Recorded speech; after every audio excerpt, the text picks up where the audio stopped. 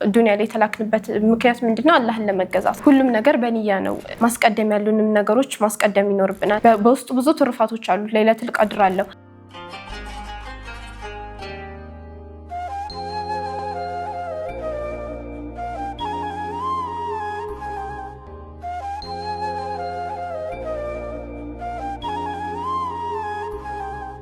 ሰላም አለይኩም ወራህመቱላሂ ወበረካቱ።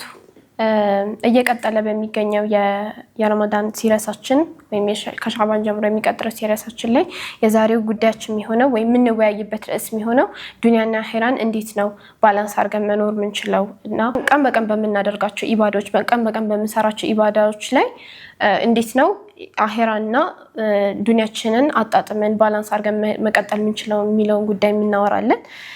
አንድ ዱዓ እንላለን አይደለ? ረበና አቲና ፊ ዱንያ ሐሰነተ ወፊል አኺረቲ ሐሰነተ ወቂና አዛበን ናር እንላለን በየሁሉም ሰላቶቻችን መጨረሻ ላይ። ይሄ ምንድነው?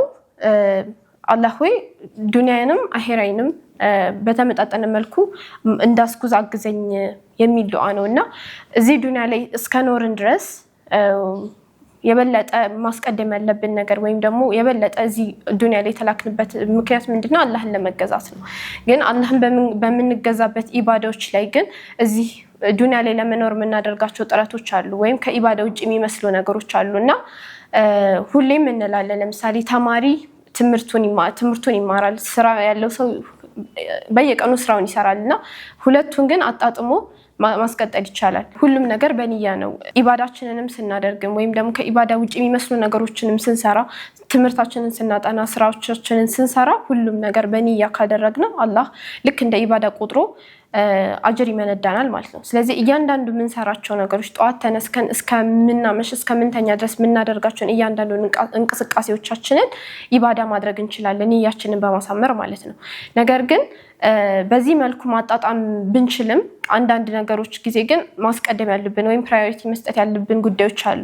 ለምሳሌ ቁርአን ላይ ዚክር፣ ሰላትን በደንብ አብዝቶ የመስገድን፣ ቁርአን በተደቡር መቅራትን የበለጠ ማድረግ ያሉብን ጊዜያቶች ሊኖሩ ይችላሉ። አሁን ቀጣዩ ጊዜ ረመዳን ነው። ረመዳን ላይ ህይወታችን አይቋረጥም። የዱንያ ሀያታችን እንደቀጠለ ቢሆንም ያንን ነገር በንያ ኢባዳ እያደረግነው ቢሆንም ማስቀደም ያሉንም ነገሮች ማስቀደም ይኖርብናል። ለምሳሌ የበለጠ ቁርአን መቅራት የሚጠበቅብን ጊዜ ነው። የበለጠ ቁርአን መቅራት፣ የበለጠ ዚክር ማድረግ የሚጠበቅብን ጊዜ ነው። እያንዳንዱን ኢባዳዎቻችንን በብዙ እጥፍ እየሰራን የበለጠ ምንዳ የምናገኝበት ጊዜ ነው። ምክንያቱም ረመዳን ማይገኝ እድል ነው። በውስጡ ብዙ ትሩፋቶች አሉ። ለይለቱል ቀድር አለው። እያንዳንዱ የምንሰራቸው ኢባዳዎቻችን ለብዙ ዓመታት የምናገኝበት የምንችልባቸው ጊዜያቶች ናቸው እና ተማሪም ብንሆን ሰራተኛም ብንሆን ሁሌም ንያችንን አንድ ስራ ከመስራታችን በፊት ያለው ንያችንን መጀመሪያ ማስተካከል እና ኢባዳ ነው ብለን ማሰብ ይኖርብናል። በዚህ መልኩ ነው አላህ አጅሩን የሚሰጠንና እንደ ኢባዳ የሚቆጠርልን ማለት ነው።